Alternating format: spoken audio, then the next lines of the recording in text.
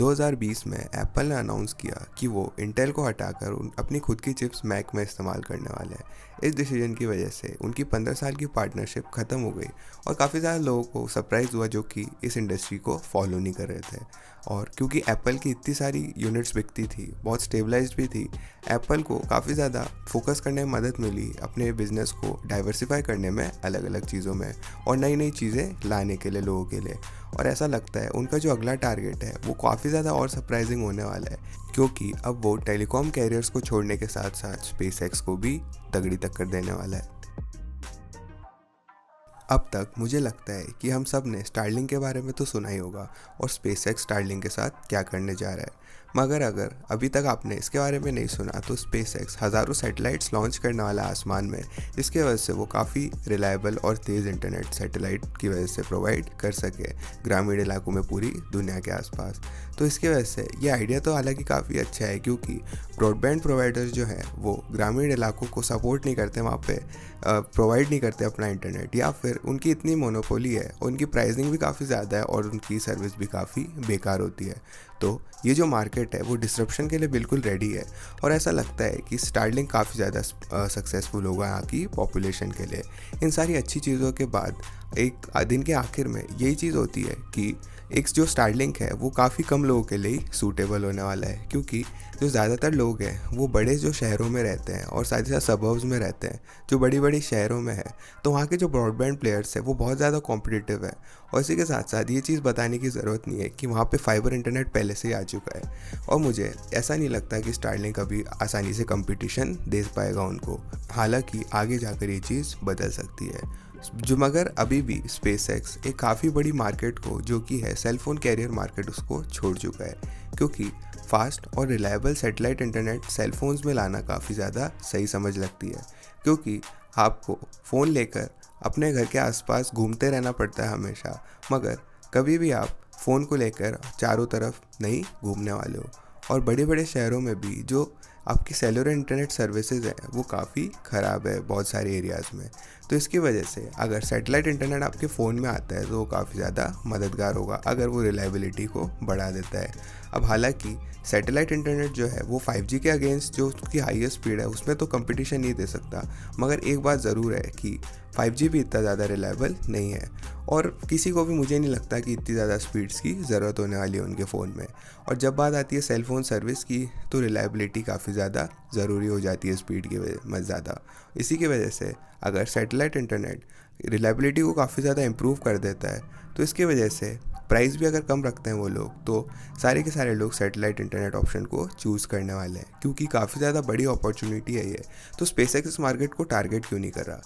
जो इसका जवाब है वो ये है कि वो नहीं कर सकते, क्योंकि सैटेलाइट इंटरनेट जो है वो उसको रिसीविंग एंड में, यानी कि जहाँ पे सिग्नल आ रहे हैं वहाँ पे एक डिश होनी चाहिए और इसके साथ साथ उसमें एंटीनाज लगे होने चाहिए, जिसकी वजह से अच्छा सिग्नल स्पेस से रिसीव कर सके। तो स्पेसएक्स को मोबाइल फ़ोन बनाने वालों के साथ कोलैबोरेशन करना पड़ेगा ताकि वो सैटेलाइट सेलफोन सर्विस को पॉसिबल कर सके। एप्पल वहीं दूसरी तरफ मोबाइल फ़ोन बनाने वाला है, तो अगर वो सैटेलाइट वाली चीज़ को अपने आईफोन्स में ला सके तो बड़ी आसानी से कर सकते हैं। और ऐसा लगता है कि यही एग्जैक्ट चीज़ वो करने जा रहे हैं, क्योंकि दिसंबर 2019 को ब्लूमबर्ग ने एक चीज़ बताई कि एप्पल जो है वो बहुत सारे इंजीनियर्स को हायर कर रहा है जो कि सैटेलाइट और एंटीना डिज़ाइन में माहिर है। इसी के साथ साथ ये टीम एक ऐसी सीक्रेट टीम है जो कि एक ऐसी चीज़ बनाने वाली है जिसकी वजह से वो इंटरनेट डायरेक्टली स्पेस से आईफोन्स में ला सके। इसी के साथ साथ आईपैड और मैक्स भी शामिल है उसके अंदर। उस टेक्नोलॉजी जो है वो पहले से ही है यहाँ पर, मगर सबसे बड़ी जो दिक्कत ये है कि सैटेलाइट फ़ोन जो है वो काफ़ी ज़्यादा बड़े और भारी होते हैं। तो ये जो टीम है वो इस टेक्नोलॉजी को काफ़ी छोटा और आसान बनाने में लगी हुई है। जो ब्लूमबर्ग का आर्टिकल है वो ये भी बताता है कि टिम कुक भी इस चीज़ के पीछे हैं। तो ऐसा लगता है कि जो ये प्रोजेक्ट है एप्पल इसके पीछे काफ़ी सीरियसली लगा हुआ है। और इसी के साथ साथ अभी के समय में ब्लूमबर्ग को ये एक्सपेक्टेड है कि एप्पल जो है इस चीज़ को, इस प्रोजेक्ट को 5 साल के अंदर कंप्लीट करने वाला है, मगर 2024 या 2025 तक एप्पल ने ऐसी कोई लॉन्च चीज़ के बारे में तो बताया नहीं कि क्या लॉन्च करने वाले हैं वो। मगर मुझे ऐसा नहीं लगता कि वो एक रॉकेट बनाने वाले हैं उनकी सैटेलाइट्स को लॉन्च करने के लिए, क्योंकि अगर वो सबसे ज़्यादा इकोनॉमिकल तरीका देखें उनकी सैटेलाइट्स को लॉन्च करने का तो ये होने वाला है स्पेसएक्स के ज़रिए। तो हालांकि स्पेसएक्स जो है एप्पल को खुद की सैटेलाइट लॉन्च करने में मदद तो नहीं करने वाला इंटरनेट बिजनेस में, मगर एप्पल को ये ज़रूरी भी नहीं है कि वो खुद की सैटेलाइट्स इस्तेमाल करें, क्योंकि वो ऐसा कर सकते हैं कि वो अब उनकी स्टारलिंक की जो सैटेलाइट्स हैं उसको भाड़े पे ले सकते हैं या स्पेसएक्स के साथ पार्टनरशिप भी कर सकते हैं, ताकि वो सेलफोन स्पेसिफिक सैटेलाइट्स बना सके। और ये चीज़ अगर हम देखी जाए कि एप्पल जो है काफ़ी सस्ता इंटरनेट और काफ़ी सस्ती सैटेलाइट्स बनवा सकता है, इसके वजह से ऐसा होने वाला है कि काफ़ी ज़्यादा चीज़ें अच्छी हो जाने वाली है। मगर कितना ज़्यादा पॉपुलर होने वाला है एप्पल का बनाया फ़ोन, तो इसकी वजह से अगर अपन देखें फ़ोन ही नहीं होने वाला क्योंकि वो सैटेलाइट फ़ोन होने वाला है। तो एप्पल तो हालांकि हम सब इसलिए जानते हैं कि उनको ख़रीदने के लिए किडनी बेचनी पड़ती है, ये बात उनके टॉप लेवल प्रोडक्ट्स के लिए तो बिल्कुल सही है, मगर ये बात तब सही नहीं होती जब बात आती है उनकी सर्विस पे। एप्पल काफ़ी ज़्यादा कॉम्पिटिटिव है जब उनकी सर्विसेज की बात आती है। अब बात कर लेते हैं एप्पल म्यूज़िक और स्पॉटिफाई की। दोनों ही $9.99 चार्ज करते हैं हर महीने उनके इंडिविजुअल प्लान के लिए, और $14.99 चार्ज करते हैं एक महीने का उनके फैमिली प्लान के लिए। और अगर वो 4.99 एक महीने स्टूडेंट प्लान के लिए भी चूज़ करते हैं, तो हमें ये चीज़ दिखती है कि एप्पल म्यूज़िक जो है उसके पास काफ़ी बड़ी म्यूज़िक लाइब्रेरी और काफ़ी अच्छा इंटीग्रेशन है एप्पल के डिवाइसेस के साथ। और वो हम पता ही है क्योंकि एप्पल की डिवाइस है, तो एप्पल की लाइब्रेरी की भी काफ़ी ज़्यादा अच्छी होने वाली है कंपैटिबिलिटी के साथ। तो इसी के साथ साथ यही सेम केस है iCloud और गूगल ड्राइव के साथ भी। एप्पल का जो चीपेस्ट प्लान है वो प्लान ऑफर करता है 50 GB स्टोरेज $0.99 पर मंथ में, और वहीं पे गूगल ड्राइव का जो चीपेस्ट प्लान है वो 100 GB स्टोरेज ऑफ़र करता है $1.99 प्रति महीने के हिसाब से। तो हम ये देख सकते हैं कि हर जीबी की प्राइस तो सेम है, मगर ये बात है कि एंट्री प्राइस एप्पल की काफ़ी ज़्यादा कम है। दोनों कंपनियों के पास 200 GB और 1 TB के प्लान्स भी है, मगर उनके प्लान्स भी सिमिलर है। हाँ, एक चीज़ की बात ज़रूर है कि आप 16 से 17% बचत कर सकते हो अगर आप गूगल ड्राइव के सालाना प्लान्स की तरफ जाते हो। अब बात कोई भी हो, एप्पल काफ़ी ज़्यादा कॉम्पिटिटिव है iCloud के साथ, और साथ ही साथ अगर वो ज़्यादा कॉम्पिटिटिव होना भी नहीं चाहते मगर फिर भी वो है। और अगर आप ये भी चीज़ देख सकते हो कि आप अपने आईफोन को गूगल ड्राइव में भी बैकअप नहीं कर सकते।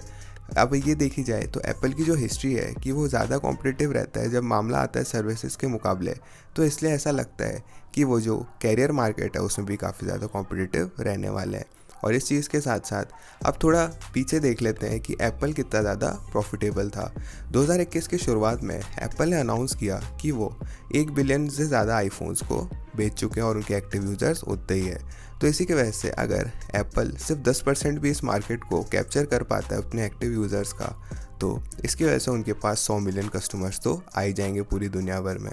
और मुझे तो यही लगता है कि एप्पल के लिए कितना ज़्यादा मुश्किल नहीं होने वाला, क्योंकि उनकी जो पहले भी सब्सक्रिप्शन सर्विसेज इतनी अच्छे से चली रही है। अब एप्पल म्यूज़िक की बात कर लेते हैं, तो उनके पास 72 मिलियन पेड यूज़र्स थे 2020 के आखिर तक, मगर वो कुछ भी नहीं है एक कंपैरिजन में देखा जाए तो उनके टोटल पेड सब्सक्राइबर बेस का, जो कि है 585 मिलियन कस्टमर्स का। और वो 2020 के अक्टूबर की बात है, अभी तक तो वो 600 मिलियन कस्टमर से ज़्यादा हो चुके होंगे। और हमें ये चीज़ भी नहीं भूलनी चाहिए कि वो सारी के सारे कस्टमर्स उनकी ऑप्शनल सर्विसेज नहीं खरीद रहे हैं, क्योंकि हमें एप्पल म्यूज़िक या एप्पल टीवी या iCloud नहीं चाहिए होता है, मगर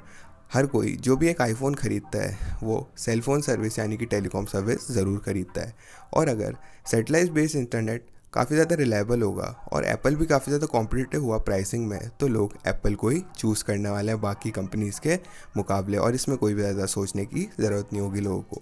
मगर आपको सोच के ही देख लेना चाहिए कि अगर आपको काफ़ी अच्छी वायरलेस सर्विस देखने को मिले एप्पल से खुद के थ्रू उन्हीं के फ़ोन्स में, और साथ ही साथ ये हमें ये चीज़ भी देखनी चाहिए कि ये साइड बेनिफिट में मिलने वाला है, क्योंकि इस प्राइस को देखते हुए एप्पल बहुत सारी सर्विसेज को बंडल करके देगा, जिसकी वजह से आप लोगों को काफ़ी ज़्यादा और पैसे बचाने में मदद होने वाली है। और ऐसा लगता है कि काफ़ी ज़्यादा लोग इसलिए भी स्विच करने वाले हैं क्योंकि वो अपने पुराने कैरियर से जो परेशान हो चुके हैं उसको भी बदल सकते हैं। क्योंकि AT&T का एग्जांपल ले लेते हैं तो उनकी 1.2 स्टार की कस्टमर रेटिंग है और 91% लोगों ने उनको 1 स्टार्स दिए हैं। इसी के साथ साथ वराइजन के साथ भी 1.3 स्टार की रेटिंग जुड़ी हुई है और साथ ही साथ 86% कस्टमर्स ने 1 स्टार का एक्सपीरियंस दिया है। इन सारी चीज़ों को देखते हुए ऐसा लगता है कि